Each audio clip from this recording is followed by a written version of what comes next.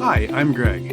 And I'm Leanne. Welcome to the Empowered Poly Podcast, where we give you the tools to help you feel more empowered in your polyamorous and consensually non-monogamous relationships, sharing what we've learned as relationship coaches and as individuals.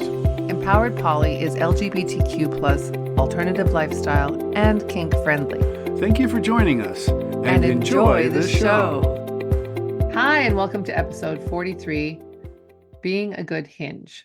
Today we're going to talk about what it means to be a good hinge, and a hinge is the person who has two partners or more, and those partners may or may not be romantically, intimately, or sexually involved with one another, but they are sharing that partner.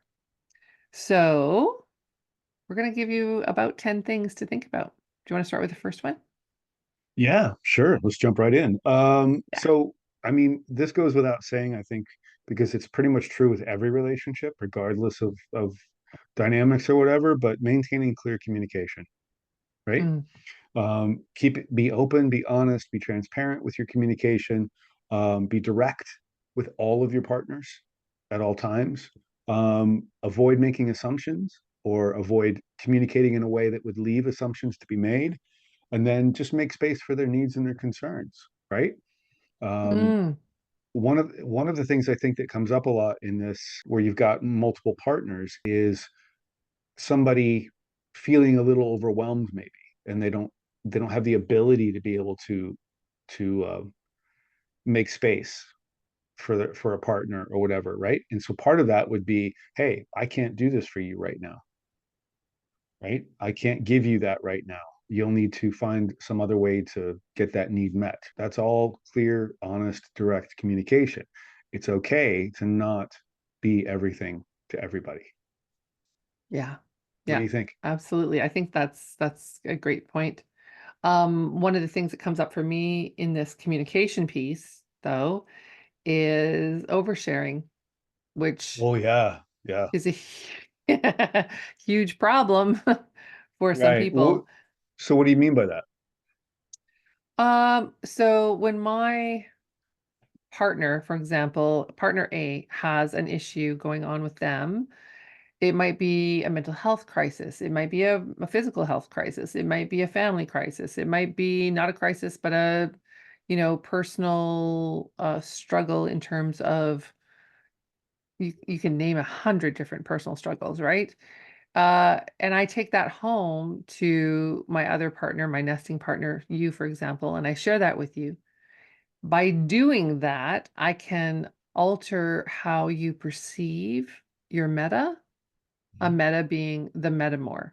So the meta is the person that you're connected to through the hinge partner, Your partner's um, partner. your partner's partner. Right. Yeah. So you're saying then that over communicating is, in this case, would be sharing information that you're privy to about one of your partners with another partner, Yeah.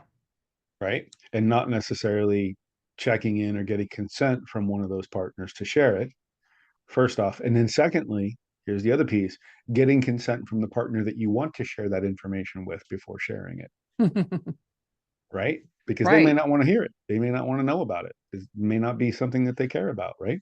And it just Mhm. depends on the agreements that are in place in your relationship, and which is another piece of clear communication, is agreements, Mhm. right? And Yeah, and honoring, and we'll get into boundaries and autonomy and stuff like that later, but that's part of it, right? for sure, for sure.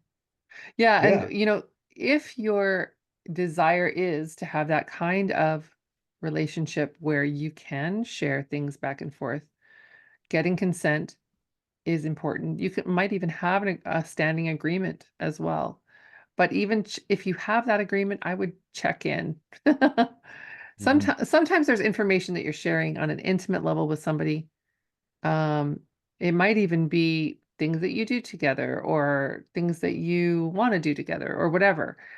Those things are part of building that intimacy and trust, right? So Mhm. Yep. I think every healthy relationship needs that privacy piece, and understanding that makes you a good hinge. Yeah, yeah, for sure. Yeah. Absolutely. Okay, number two, managing emotional labor fairly. So Emotional labor is the work that one has to do emotionally. And uh, it can be intellectual labor, it can be emotional labor. Those two things can kind of be interchangeable, but don't offload the emotional work of your relationship onto one of your partners, in particular, just one. Mhm. You might have a partner that's really good at that, and that's great, but it's also a skill that everyone can develop. And by giving the work of the relationship uh, about you, for example, like say I'm struggling, I have issues around, I don't know, I might be insecure about my physical body, right? And it's starting to impact both of my relationships. But I have one partner who's really good at managing that with me, giving me reassurances and supportive and all of those things, right? And I'm Yeah. looking for that external help. Um, so I go to them often with that, right? Mhm.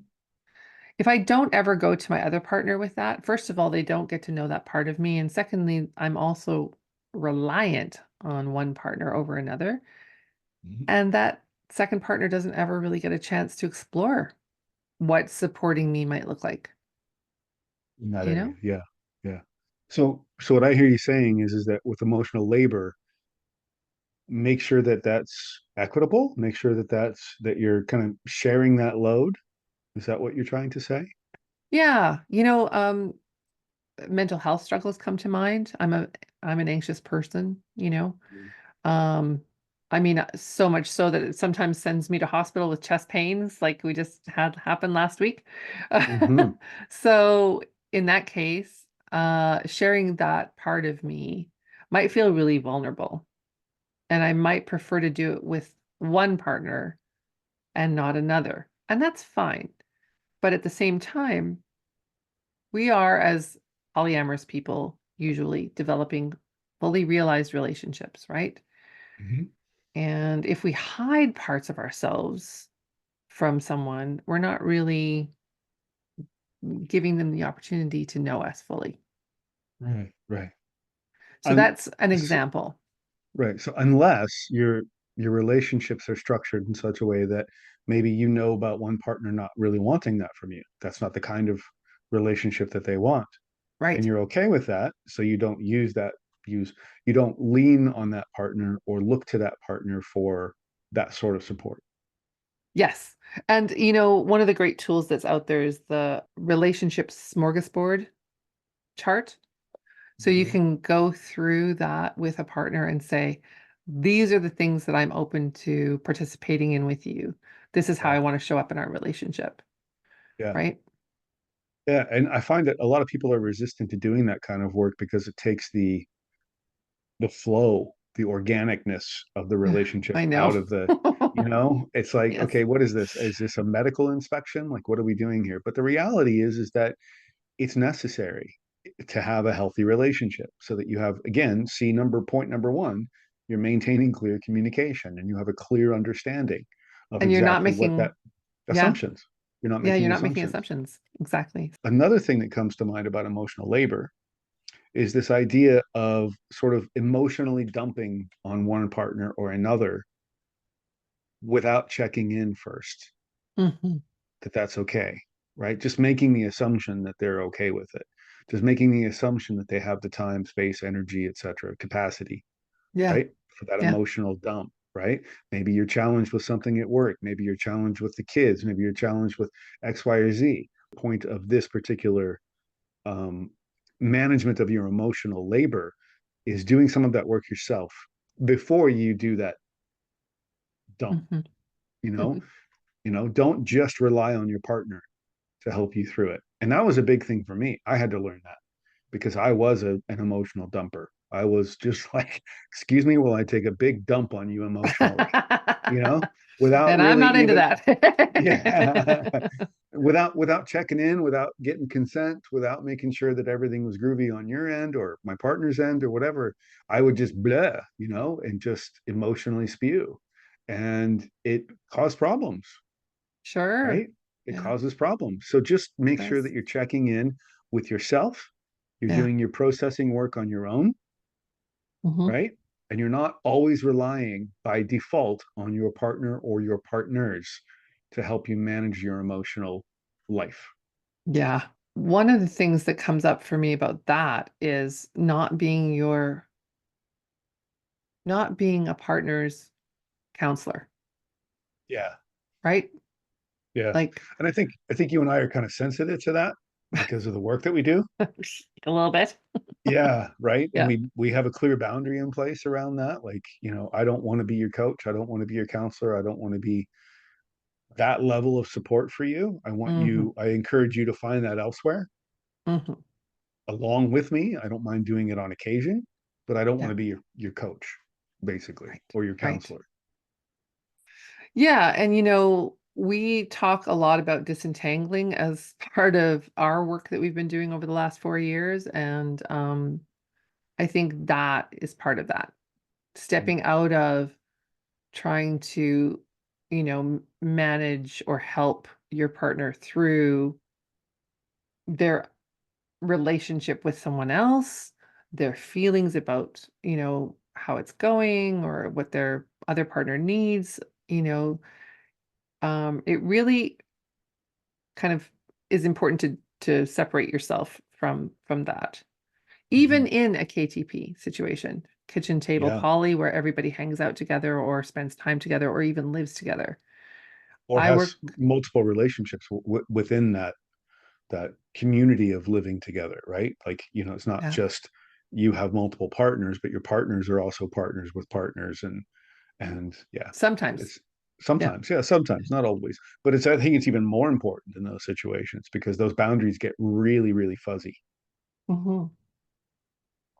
And a lot of the work that I've been doing is with people in those situations. We all live together. And so there's this kind of, you know, blurred lines situation that we're in. And we have one partner coming to another for help and that kind of Yeah, thing about their other relationship. So, right, right. yeah. Yeah, for sure. Speaking of boundaries, the next one on the list is respect boundaries and autonomy. I love this one because, a relationship autonomous. So each partner is their own person with their own separate and unique relationships, right? They have their own Yeah. needs and they have their own limits, right? Avoid pressuring them to conform to your expectations or your desires as to what a relationship should look like, right? Sorry, I Why, laugh why are you because, chuckling? well, something just came up in my Okay. brain, which is, that dynamic seeking or I guess sort of pressuring a partner. So, for example, you have two partners, and it would be easier as the hinge. It would be so much easier as the hinge if they all got along great and you all got along great and you could all hang out and that would be great. And a lot of people push that agenda, Mhm. right? Yep. And sometimes they say, when you're ready. That's pressure. When? That's pressure. Right. When you're ready. That's an assumption that you're going to be ready eventually. Right. Right. Yeah. And that's problematic. Yeah. Yeah. There are Another many people that have no interest in meeting their meta ever. another way that this shows up too is unicorn hunting. Mm, yeah. Right? You have a couple, right? So unicorn hunting is when a couple, typically a heterosexual male and a bisexual female, Hmm. are in search of a female to add to their relationship. It's often referred to as adding a third. You'll see it put that way oftentimes. And the problem with that dynamic seeking is that it doesn't honor the autonomy of the person, the new person coming into the relationship. It doesn't include any work or understanding or space for their boundaries, Hmm. right? Because maybe they want to have a relationship with one of you but not the other one, right? Yeah. And oftentimes in a unicorn hunting situation, it's a both or nothing kind of thing. Oftentimes couple privilege plays a huge role in that too, right? We are the main couple. She's my primary, you're my secondary, right? I mean, Yeah. and that's not to say that you can't do these things, but again, C number one, clear communication, right? Lay Yeah. this out before the person and say, this is what we're looking for. This is what we're interested in. This is how we feel we best relate at this point in our lives. Are you open to doing that? So that Hmm. that person has all of the information that they need, that they can set boundaries and they can advocate for their own autonomy within that relationship and feel comfortable and safe doing so. Right. Hmm. Yeah. Right. Because, like I said, you never know. Maybe they have other relationships. Right. And maybe they need to focus more attention and energy over there. And so this might just be a plaything for them, something interesting and fun, Hmm. but you need to be clear about all of that, and you need to respect the other person's boundaries, right? In those And, kinds and of situations. and I would add that things change. Yeah. A couple might approach a woman, and it's usually a bisexual woman or a pansexual woman, and say, we want to add you to our relationship. We want a closed triad for safety reasons. And that's how we relate best at this time in our lives. Sorry, And that's I great. noticed a little bit of sarcasm in the safety reasons. Oh, well, I mean, Yeah. that motivates a lot of people, right? We want a closed triad because we don't want, to introduce STIs into our Okay. world. I guess I picked up on something that wasn't there. I apologize. That's okay. That happens. So, yeah, so they might offer that. And at the time, the person who's being approached, it might even be someone who isn't female, but it's typically female, uh, says, okay, yeah, that sounds great to me. I love that idea. They get into the situation, and over time, things change. They realize, hey, there is definitely some couple privilege that I'm seeing, or maybe it's just there is some primariness going on and I feel secondary and I want my own primary. Or maybe there is just, I would like to explore other people happening. And that can really impact the closed triad proposal, right? And as the hinge in this case, right? Because that's what we're talking about is the hinge, right? Mhm. The hinge in this situation could potentially be that, well, it could be either or, like it depends on Yeah. who the relationship is with, or it could be both in some cases, right? Yep. The Right. hinge could be both people in this situation. I'm more comfortable talking to this person about these things, and I'm more comfortable talking about this other person about these things, right? Hmm. And so they could potentially be, both of them could be hinges in this Hmm. situation if all three people are in separate, unique relationships with one another, right? And Right. so the hinge's responsibility is to respect those boundaries. The hinge's responsibility is to understand and keep a safe space for people to want to explore on their own, in their own ways and in their own times, and really, really have a hard look at their own expectations. And C number one, we want them to feel I think we're going to be saying that a lot we here. See want them number to one. feel comfortable enough to say, hey, this isn't working for me Yeah, anymore, yeah, yeah. right? And there can be so much pressure to not rock the boat, especially if you feel like you're the new person in that triad. Or it could be Right. a quad, or it could be any configuration, right? What would 4 or 5 people be called? A quad, a Yeah, I don't know. what's the Yeah, five? There's I a, don't know. I don't know. I don't know. Don't ask that We're question. we're showing how dumb we are, really. Okay. Oh, All right. You want to move on to the next one, or okay? yeah, sure. Avoid being a bottleneck. So what that means is don't control or filter communication between your two partners. If they agree to that, that's one thing. But even then, I would say avoid that as much as you can. Right. And if they want to speak to one another, um, provide support and space and encouragement for that, but they don't have to. When you're the hinge, your responsibility is to be clear and mindful about how you're sharing any information from one meta to another, Mhm. right? Yeah, totally. Yeah, Yeah. absolutely. I don't think I can add anything to that. I think that was And fantastic. don't hold on to it. Like if they've asked you to, check in with the meta about something and you sit on it for 3 days, now that's reflecting badly from the meta that hasn't even been told about Right. what is supposed to be shared, Because there you might be an know? assumption there that that wasn't shared soon enough by the other partner, when in fact it was, and you just chose to hold on to it. The hinge Right. is often the bottleneck. Right. The hinge is often the bottleneck. Absolutely. Yeah. Absolutely. And you can encourage them to have a relationship directly with one another, right? But encourage is the key word here. And I wouldn't say aggressively encouraging either. Just put it on the table. Hey, if you guys want to talk amongst yourselves, that's fine with me. If you Yeah. don't, that's fine with me too. Hmm. Right. But Hmm. if they don't want to communicate with one another, then you need to make sure that you're setting up agreements Yeah. and getting clear. See, number one, getting clear understanding of exactly what it is that the other person is willing or not willing to communicate. Right. You know, and speaking frankly too, as the hinge, you can put a boundary in place as well. It says, no, I don't want to do this anymore. Yeah. This is becoming problematic for me. Right. Yeah. Depending on what it is. Depending Yeah. upon exactly, depending upon what it is, of course, right? Could be. This is becoming problematic for me, and so I don't want to share that information with my other partner at this Hmm. time, right? So that is a choice that you can make, but just understand that that comes with its own set of consequences. Right. For sure. Yeah. Yeah. What's the next one? Oh, this one's great. So there's a meme that floats around in the polyamory community about polyamorous people are just people with scheduling kinks or calendar kinks or something like that.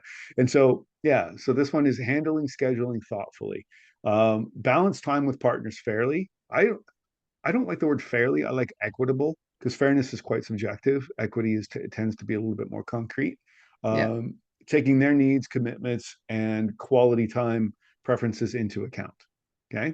So a great example of this is my current relationship. My current relationships. Um, you and I are nesting partners. We're spouses. We live together. We share a life together, responsibilities, et cetera, et cetera. And I have a partner who I don't live with, but I consider to Hmm. be a partner. Like she's a partner. She's in my life. We've been together for 2 years. She's a wonderful and amazing human being, and she doesn't listen to this podcast, so I'm not trying to build her up or anything. But the point is that she and I have a very different kind of a relationship in terms of our scheduling needs. She Hmm. really likes having a lot of alone time. So it works out well. So we typically get together once, maybe twice a week, and that's it. We talk every day, all day via text and whatnot, but we typically see one another once or twice a week. And Yeah. that works perfectly for me. Everybody's needs are balanced, everybody's schedules are balanced. If something comes up that needs to be moved or shifted or changed, we all talk, not all of us, but me being the hinge will communicate those changes to you or to her as needed, right? Hmm. And sometimes I will make the decision as to whether or not I want to communicate that to them.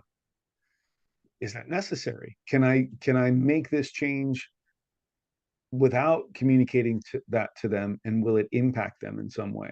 For instance, maybe I've got something going on Saturday, right?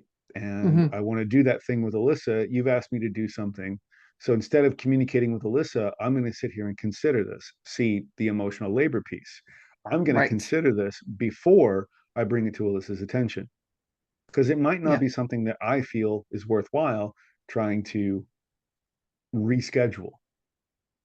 Yeah. And it could be something, if I've asked it of you, it could be something that could be rescheduled itself, right? I may or may not be aware of the length of your date or the scope of where you're going to go or any planning prep that you might need to do that day prior to the date even. So, and that's also because we practice parallel poly, but primarily because we respect privacy and each other's autonomy. So when you put something in the calendar as, we have a shared calendar because we have all those shared responsibilities plus a business to run.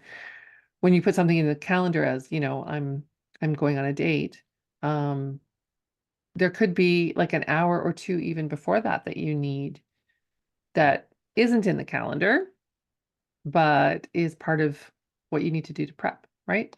Right. And so I ask you to do something at that time.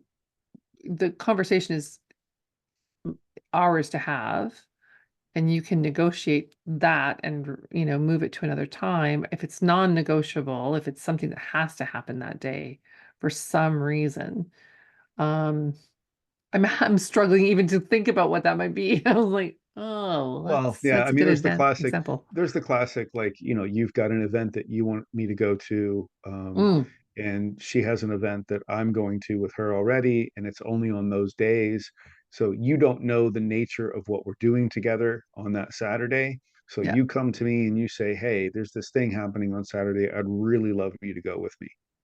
yeah, Right. And you tell me about this thing, right? And then yeah, okay, let me think about it for a day or two and I'll get back to you.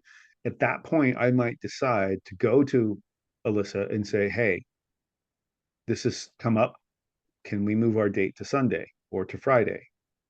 right, Right. So that I could go to this thing on Saturday. Or I might decide I don't really want to go to this thing on Saturday with you. yeah, So I might not even bring it to her attention. And I might just right, come back to you and say, yeah, I'm not really interested in doing that. Right.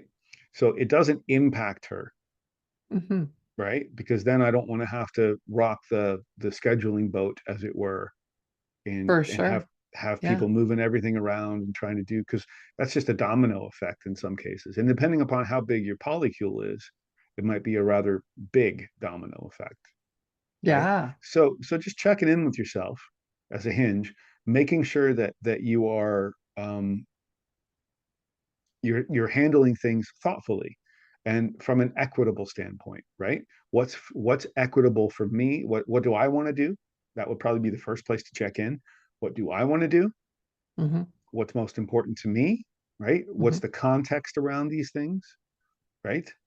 yeah, Thoughtfully, being mindful about these decisions instead of just knee-jerk reaction, And then the other part to this too is that if you are in a situation, a hinge situation where you have a nesting partner and then a non-nesting partner, I would really encourage you to check your couple privilege hmm. as a hinge. Check what you're doing. Are you defaulting to the nesting partner always? That's a sign of couple privilege. So It's a just to sign of couple define privilege. couple privilege, that Right. is the privileges afforded to the couple because they are a couple. And it's Exactly. very inherent. It's hard to actually move out of that. It Um, is. But there are ways that you can mitigate the impact it has on other partners, sure. right? So this is one of those ways. Check in with yourself. Am I always defaulting to my spouse when plans are in conflict? Yeah. Right? Or if my spouse comes to me and says, I don't want you to go to this thing with this person, am I always defaulting to yes every Dear single Lord. time? Well, it Sorry. happens, right? It does It happen. Yeah. does. It does Well, happen, and right? an example of that might be even a shared event where you're all kind of invited, right? Mhm. It might be like a I'm trying to think of some sort of a heightened situation. So maybe like Play a party, play party, adult party, adult party, where play party kind of thing. yeah, where you're all invited. And so as a hinge, then, deciding who to go to the party with might be challenging, but you also could make the decision to not go with anybody, to have everybody be their autonomous selves, show up Mhm. separately and be in charge of themselves, and then manage the interactions through agreements before the party. That's what I Um, would do. yeah, Because that's what just I would do too. that very scenario just started to give me a little bit of palpitation. Like I'm like, that's like a nightmare scenario for me. So I'd be like, Right. I'm dipping out. You guys can do whatever you want to do. I'm going, but I'm going as me. I'm going Yeah. solo. I'm doing what I want to do, and I'll see you on the other side. Like I would. Yeah. And I wouldn't leave it there. I would have the agreements talk with each partner. What are you comfortable with seeing? What are you comfortable with seeing or experiencing? Right. We're Right. not just blithely going in and being like, oh, well, let's just see what happens. Uh, if we're mindful and thoughtful about scheduling and this happens, Right. set some agreements for the night, right? Right. Which leads us to kind of the next one. Great.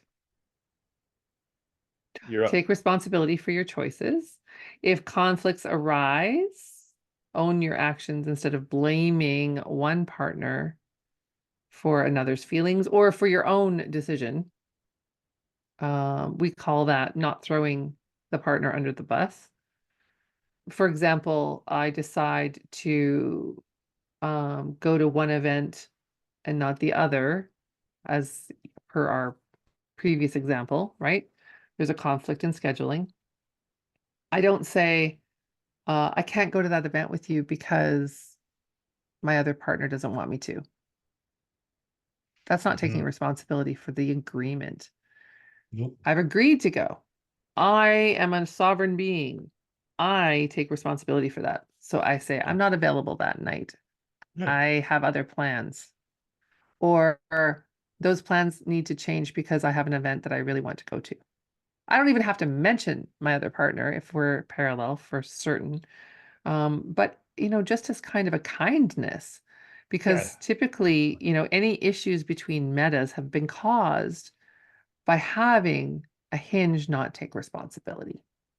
Right. And so let's say you're not parallel. Let's say you're KTP. Let's say you all Yeah. live together and you're listening or watching this, Yeah. right? So how would a Hinge handle that in that situation, right? Well, again, you take accountability for your role in the agreements that you've made.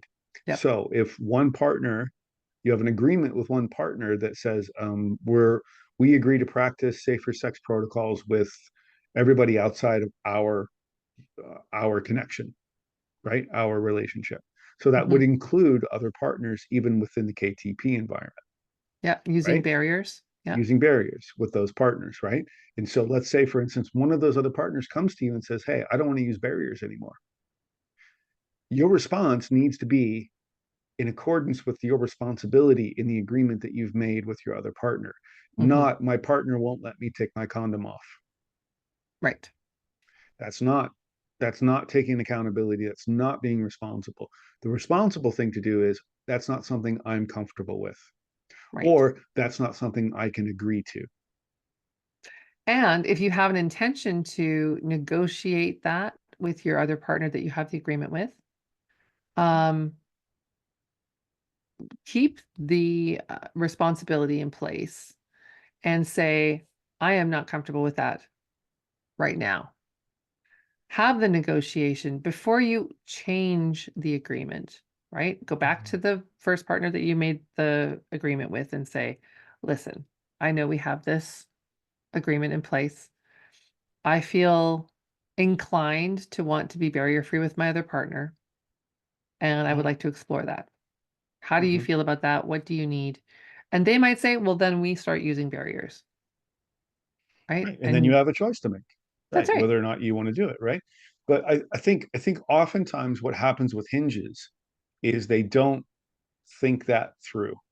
I think they react in a moment Hmm. and they sort of overcommit themselves, and then they Yeah. spend a lot of time and energy and emotional labor trying to get the fuck out of Hmm. it. I've seen that happen a lot with clients.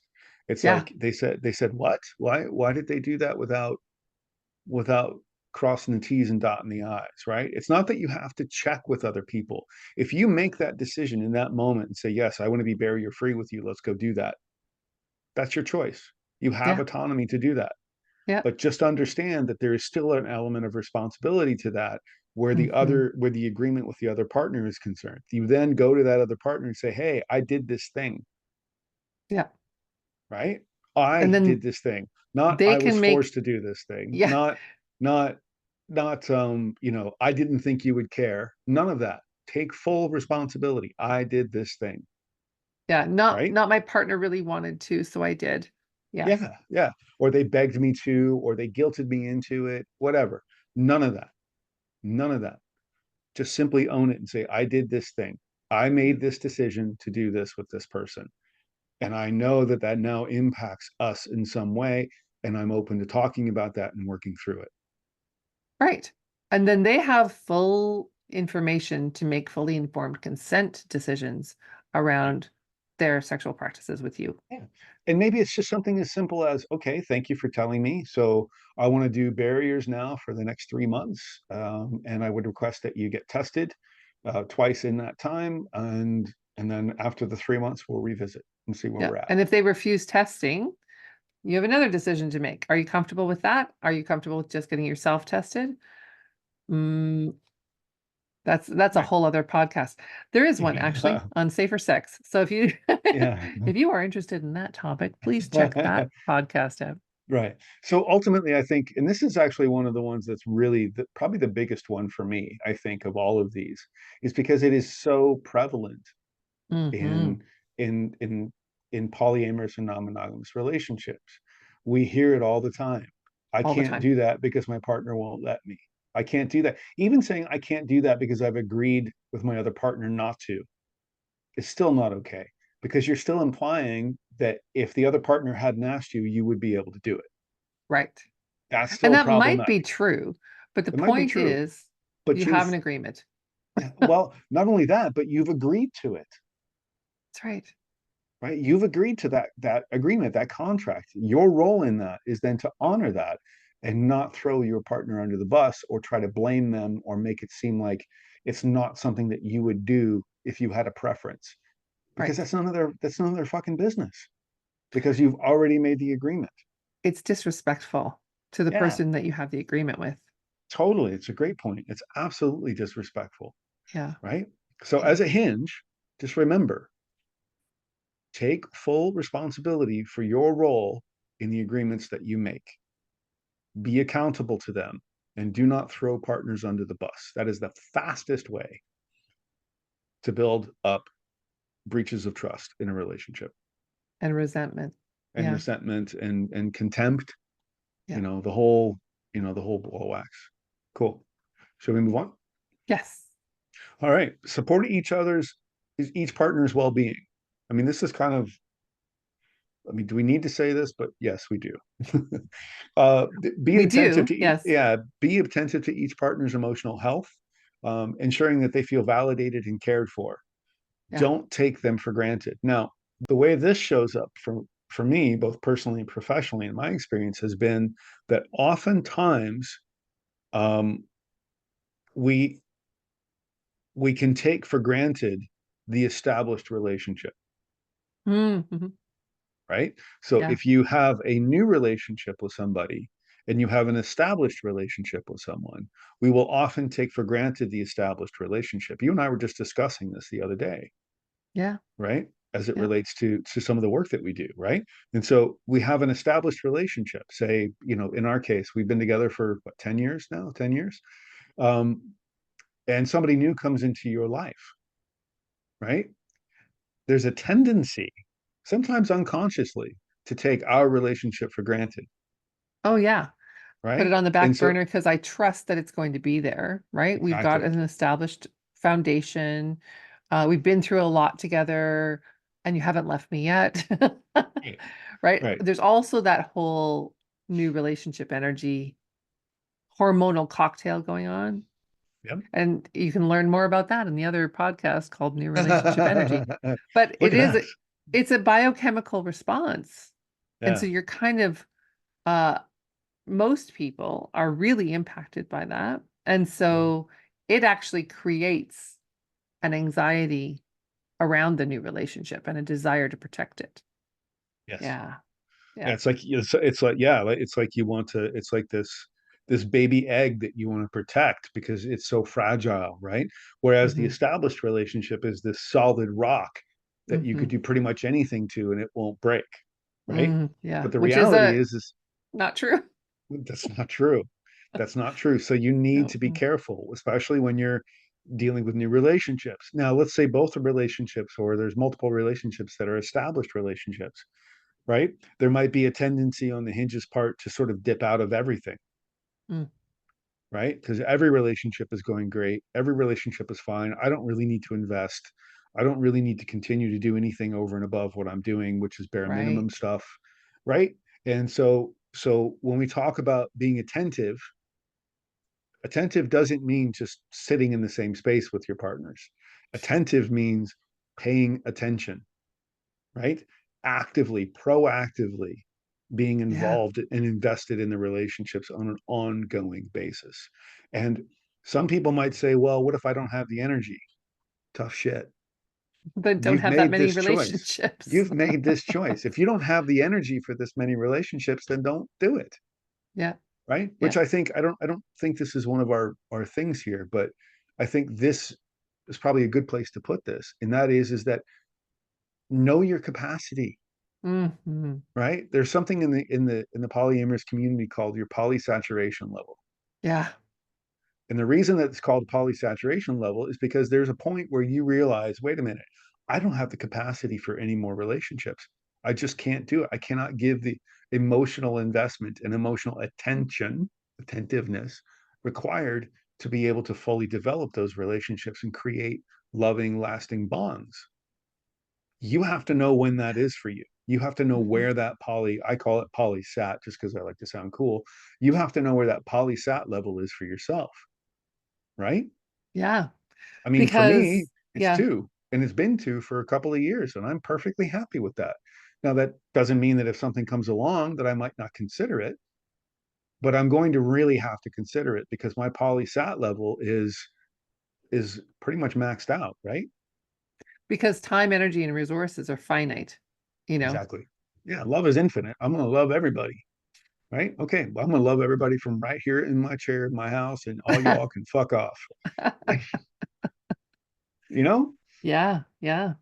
Right? Well, and when we're talking about supporting each other's wellness, we're talking about uh being present, like you were saying, not Hmm. just not just in the same space, but being actually present, noticing what's going on in their world, uh, taking appropriate action for helping them through what they're going through, or stepping up in terms of like if someone's just really struggling with the loss of a relative or a pet or a job, stepping up and being present more maybe. Um, and again, not oversharing that to everyone else, all your other partners, but to just say to them, listen, I have other commitments I need to tend to. I'm not going to be as available over the next couple of weeks. Let's adjust our scheduling, please. I need that time. You don't have to throw that other person's privacy out the window. You can just say, this is what I need as the Hmm. hinge. Yeah. And then, I as a need I partner need to a this extra hinge. space. I need this Yeah. extra space in order to be able to provide support for a partner who's going through some tough shit right now. Yeah, but you don't even have to say that, right? I just need You that know, I'm extra saying that space. that's the explanation, right? In your head. Yeah, in your head. Yeah. And as a partner to a hinge, then respecting that boundary, not becoming, uh, like not having a full meltdown emotional tantrum because my Monday isn't going to be my Monday next week. Look for other opportunities. Well, okay, we can make those changes. Is it possible that in like a month's time we could have a weekend together or something? Maybe we could do that. You know, um, we're looking for compassion. We're looking for understanding in our partners. Mhm. And as a hinge, there can be a lot coming at you. And you might have two people that are going through something important at the same time even, Mhm. and pulled in two different directions and not knowing which direction to go. You're going to have to make those decisions for yourself, given the information that you've got about them, Mhm. based on what you know of their needs, what they've communicated to you, What their and support system is like what outside of there's you. yeah. what their right? personal resiliency is like, even. What their personal resiliency is. Yep, Yeah. exactly. I mean, one of the examples that comes to mind in that is one partner is pregnant, right? Hmm. And then the other partner is going through a medical issue, Yeah. right? You have Yeah. to kind of take a look at that, the context of that, and say, okay, so which partner is going, how can I support both partners in a way that's comfortable for me, Yeah. right?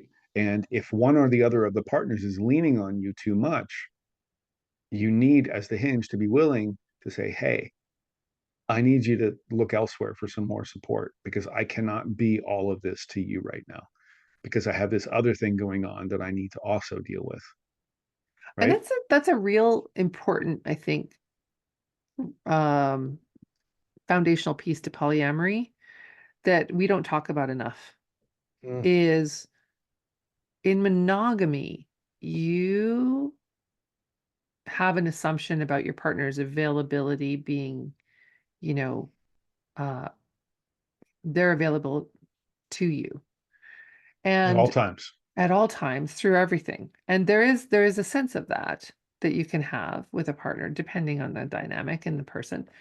Um, or you can assume that that's their role that they are going to fulfill for you, and they might fail miserably. But I'm not talking from experience, not at all. Um, but That's great. Great. That's sarcasm. Okay. yeah, All right. Got it. Got it. okay. I Um, feel like my head just got really red. Like put me on top of a police car right now. Anyway, go oh, ahead. hilarious. So I forgot what I was saying. Um, they're what was I saying? Oh my God. Seriously. Oh, I the don't. assumption is that they're going to be there for you in a monogamous Yes, right, relationship right. All the time. all the time. In a polyamorous relationship, we can't make that assumption.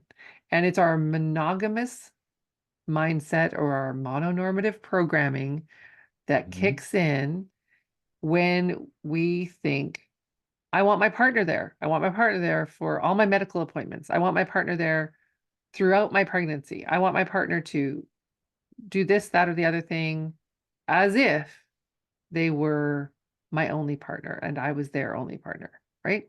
Right. Yeah, exactly. And that becomes a default assumption. And so as a hinge, it's your responsibility to see number one, clearly communicate any boundaries Yeah, you have around that, right? yeah. And I'm going to say this too.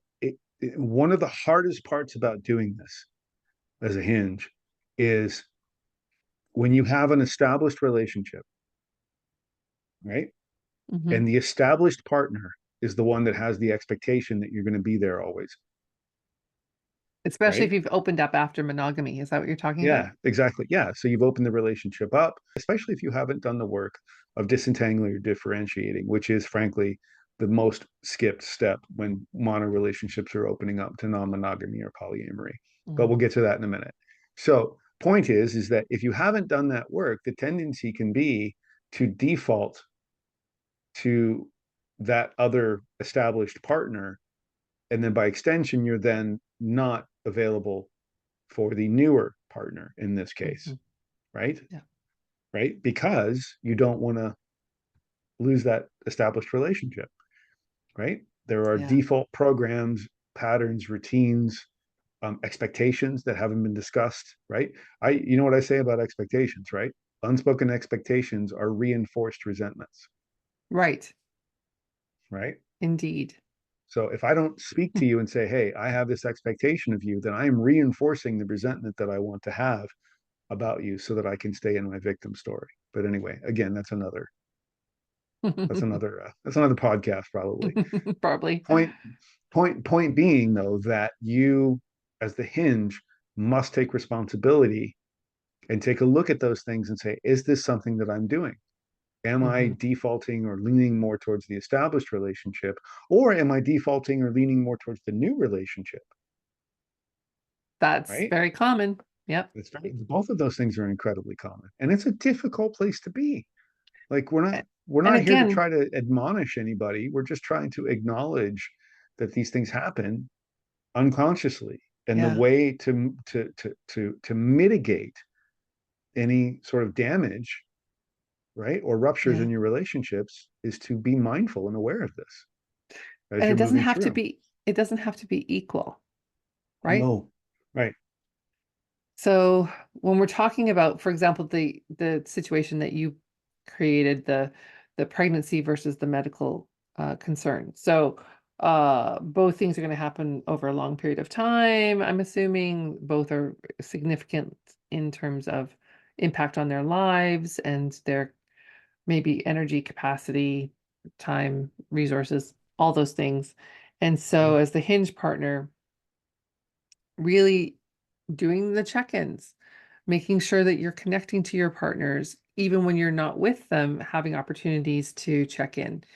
Mhm. Um, if you need to be at, one person's side for medical reasons because you are their, uh, medical contact, our system is so set up for like The whole couple-centric things. privilege, Yeah. most much. Yeah. Right. But if you need to be there to make decisions for them in case of, their inability to do so on their own, that kind of thing, letting your other partner know that you're not going to be available during that time, checking in, supporting them in other ways, maybe.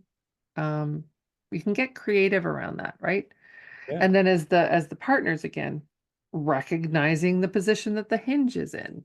Okay. So Right. in that case, myself as a partner, I would want my hinge person to share that I'm going through this, probably with my meta, just so that they know that there's some context to these schedule changes and some real need there that's not perceived as, inconsequential. Yeah. Yeah. Yeah, that's a good point. Yeah. Or as the hinge, you might say to the one of the other of the partners, hey, look, I'm really feeling boxed in here. I need Yeah. to share something with my other partner because they're they're getting skeptical about this. And if I Or don't, I feel that it's just responsible to do that, like right. to let them know Yeah, that's something. actually, you know what? The first way I just said that would actually be throwing that partner under the bus. That's you're right. Yeah. See, it's fucking insidious. It just happens, right? It's hard. It's hard.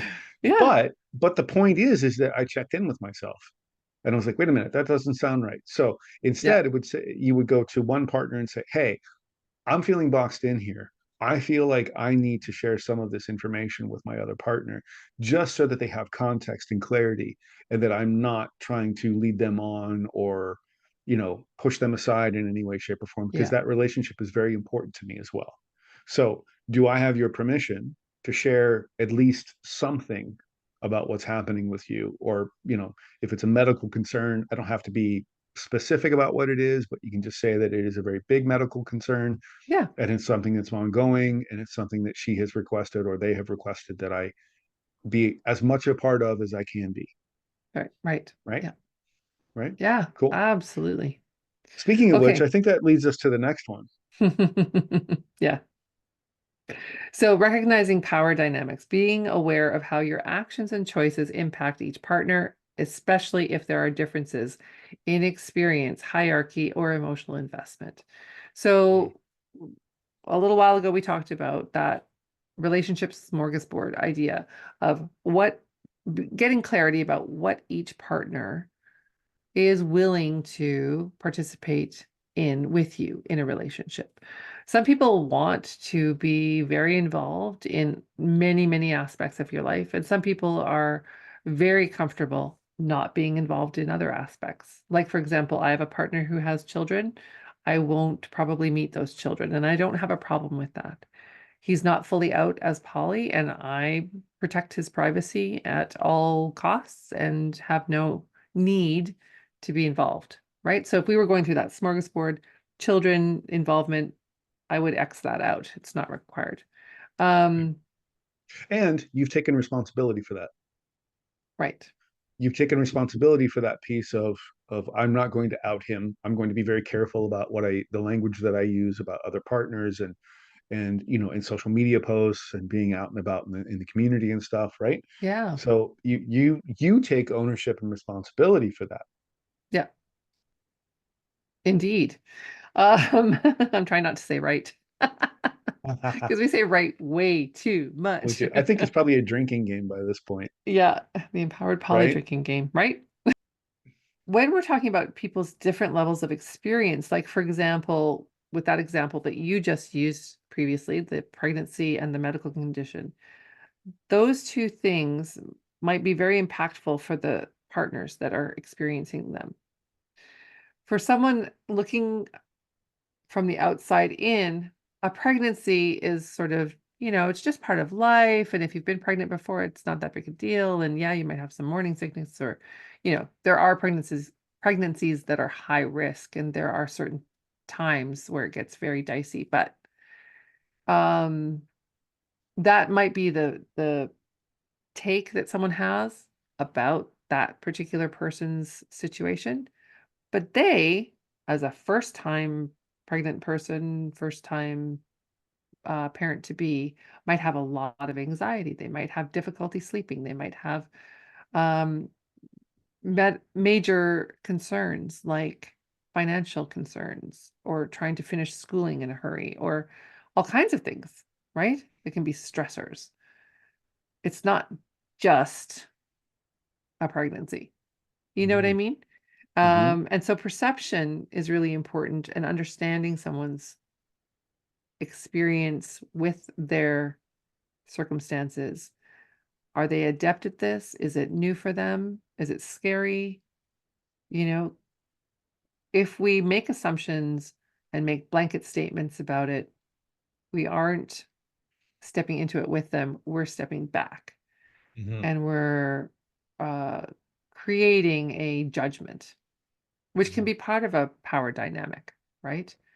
Yeah. Um, and the power dynamics that we often encounter here are things like couple privilege. And the big one there is veto power. Hmm. So, in the case of a partner who gets pregnant, I know people who have said we agreed that we weren't going to be involved with anybody or long term with children. And here you are, in this situation, right? And Hmm. so that agreement, if it's honored, means what? Means the end of that other relationship, which is a form of veto power, an indirect veto, right? Yeah, totally, totally. And again, as the hinge, God. you would Sorry. need to advocate. Yeah, I know I it's got a into it mess. for a second. It's it's a mess, totally. I'm fine. But as the hinge, you would be responsible. Your role in that is to request renegotiating that agreement, saying, I understand, I did agree to that, absolutely 100%. However, that it doesn't work for me anymore. Correct. And what I would like to do is moving forward is continue this relationship with this person, even though they are pregnant, Hmm. and do Yeah. whatever I can to make sure that it doesn't have a negative impact on our relationship. Hmm. Right. That's the Hmm. responsible thing to do. There's a piece there too. I just realized whatever I can to make sure it doesn't impact our relationship negatively. Um, when circumstances change suddenly for somebody, one of the partners that you have in your life, it can very much impact you and alter your ability to tend to other connections. Yes. Right. It's a good point. Power dynamics like kink power dynamics with BDSM, where someone's in a DS relationship, dominant submissive relationship, and they call her a submissive. And then they have power in that submissive space and time and place. And, depending on the nature of their agreements as a dominant, they may have a lot of um, ability to influence them. Hmm. And that might be something that the submissive is agreeing to, right? Right. But you really do have to be careful about how will that then impact their other relationships, right? Right. Yeah. Yeah. Right. As the hinge, you need to ask yourself, am I capable of managing that role, Either the submissive or the dominant role, whichever one either it one. is, right? Am I capable of managing that role in that relationship without it negatively impacting my other relationships? Or Mhm. if it should negatively impact my other relationships, am I willing to take accountability and do the emotional labor necessary Mhm. to course correct as needed? Mhm. Right? Yes. Right? Okay. Should we move on? Just Yeah, I'm just mindful of time. you So the bet. next one then is avoid triangulation. So I think some of this we've already talked about, but let's be specific about what triangulation is. Triangulation is basically sharing personal grievances about one partner with another as a way of manipulating them, Mhm. right?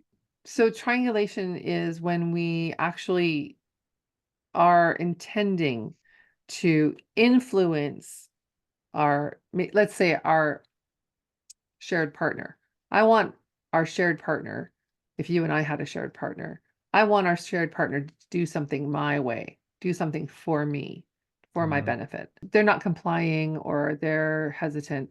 So I go to you and kind of try to manipulate your perspective of things so that you will support what I want. And Thereby put pressure on our mutual partner to conform to what you're looking for. yes, Right. this can Okay. also triangulation can also happen between, the hinge and one partner against another partner, Right. right? Right. So say for Oftentimes example, that's what happens in triad. So you have an established yeah, couple and then you have a new person coming in. Oftentimes the established couple will triangulate to get the new person to do something a specific way. yeah, like Right. agree to being a closed triad, for example. Yeah. Or it could be, we're cool with this. Why aren't you? Right. Kind of shaming Right. them, right? Right. Blaming Yeah. them for being the problem that won't let this thing Right. happen, whatever it As is. you call it, the squeaky wheel. Yeah. Yeah. Yeah. Yeah. And I think it's interesting too, because that happens a lot in those unicorn hunting situations, Hmm. right? For sure. Where one of the most unethical ways that unicorn hunting happens is that one or the other partner will go search out the unicorn, pretending that it's just for them. But then once the relationship is established, then say, oh, yeah, by the way, I have this other partner here, my other partner, and she wants to meet you too, or he wants to meet you. Most of the time, it's the woman seeking out, and then the man gets brought in, right, later, Yeah. and you Yeah. have to have a relationship with him as well, right? Yeah. And the new partner might push back and say, I don't want a relationship with him. Well, guess what? Triangulation would be those two, then the established partner trying to manipulate that third person, Hmm. that new person rather, that new person into a Agreed. sexual relationship with both of them, Yeah. even though that's not what they want, Hmm. right? And triangulation happens all sorts of ways. It can happen financially, Yeah. right? Yeah. You know, you might need help financially, and so you go to one partner and you say, "Hey, I need help financially with this." They say no. So guess what? Remember as kids, did you ever do this as a kid? Oh, yeah. Playing both Yeah, ends against the middle. playing both ends against the middle, right? You would Mhm. go to mom and say, "Mom, can I have $1? Because I want to." You can't buy anything for a fucking dollar these days, but you know what I mean. Like as a kid, can I have $1? Because I want to go buy a pack of baseball cards, right? And mom says no. Well, then you go to dad, say, "Hey, dad, can I have $1? Because I want to go buy a pack of baseball cards." Dad gives you the dollar. Or he says, go ask your mother. And you say, will you come with me? Yeah, Now it's dad coming with me, and there's more pressure on mom, that's right? To right. say That's yes. right. Yeah, it Right. happens a And lot. she's less likely to say no to dad than she is to say no to you. Or dad can have a significant influence over mom in that situation. So, oh, it's no big deal. I'm just going to give it to him. It's fine. Who cares, right? Which then Hmm. completely and totally diminishes her ability to be able to parent effectively, Right. right? Now, we're And in not this talking about case, parenting, but we are no, talking about partnering, right? partnering. It would completely and totally diminish your ability to be able to partner effectively Hmm. because you would then be losing respect or have you wouldn't have that level, that the bond, the trust necessary to create an individual unique bond with each person separately. Yeah. So Yeah. yeah, cool. Okay, so the last one is foster security, not competition. Be intentional about cultivating a secure, stable dynamic where each partner feels cherished and appreciated rather than compared, or pitted against one another. Yes. I have an Why can't example. you be more like That, but there's also, this literally happened. I had a client say this to me once. Um, and she said that her partner, her husband, um, had a new girlfriend and he kept comparing their boobs, oh, dear Lord. right? And the way he would do it wasn't so direct. He would be like, so and so just had a boob job and they look fantastic. Have you ever thought about getting a boob job? Or he would say things like, I really, really love the way those look on her. Have you ever thought about getting something like that? Oh no. Yeah, yeah. That is just so horrible, like in so many ways, but that's definitely not fostering security. That's completely the opposite. That's creating tension. That's Insecurity. create 100% Yeah. insecurity. Even Yeah. in the most secure person on the planet, you're going to feel, like if you came to me and you said, so and so has a bigger dick than you, I like that Digger Bick though. a digger bick, yeah, so and so has a digger bick than you, then I'm going to feel insecure about that. Like I don't feel insecure most of the time about those parts of myself, but if somebody said that to me, if a partner or somebody that I loved and cared about came to me and said that to me, and I'm not a cuckold, by the way, that's not a Mhm. turn on for me. Yeah. Might be for some, but it's not for me. That's going to create a level of insecurity that's unnecessary. It's just, who cares? Yeah. Right? Just don't talk about that stuff. And if you're not sure if something that you're doing or saying is creating a level of insecurity or competition, or is creating competition or pitting one another, ask. Yeah. Just Or ask. or just avoid it if you're not Or just, sure. yeah, yeah, Like just avoid it. Well, sometimes though, it might be unavoidable. Like if there's a financial thing, right? Like, this person wants to take me on this trip to the Bahamas, yeah. and I Yeah. want to go with them because Yeah. that's something that you and I can't do. Right. Right? So Yeah. that there are times where it might be unavoidable, but you still need to But at check least in check in and and talk ask about it. right? Yeah. And don't come to them and say, I'm going to go do this because you won't do this with me, or I'm going to go do this because you Mm. can't do this with me, Mm. Yes, right? that's right. That's the Right? difference. Right? Yes. Right? I So I'm going to go appreciate to the that. Bahamas with them because you won't go to the Bahamas with me. Yeah. No, Right? you don't I need mean, to that's say that. problematic on so many levels because number one, it assumes that you would go by default with that person if they would go, and then completely and totally dismiss the other person. Hmm. Right? That's just problematic on so many levels. But anyway, point is that's not fostering security in either relationship, Right. not just in the one relationship, right? Like the Yeah. one with the girl whose boobs you're comparing to, right? If she ever found out about that, I'm sure she would be horrified Absolutely. to know that she was some standard that you expected other people to live up to. Absolutely. Like Yeah. that's ridiculous Yeah. Each relationship is unique. in their own way. That's right. And they need to be treated as such. Yeah. Yes. Even in the most entangled situation, even in the most, like, everybody literally living in the same fucking room. So, there's 10 people sleeping in one giant bed together. They Hmm. are still separate relationships, each Yes. and every one of them. And as the hinge in those separate relationships, you need to take full and complete accountability for who you are, what you do, and how you show up.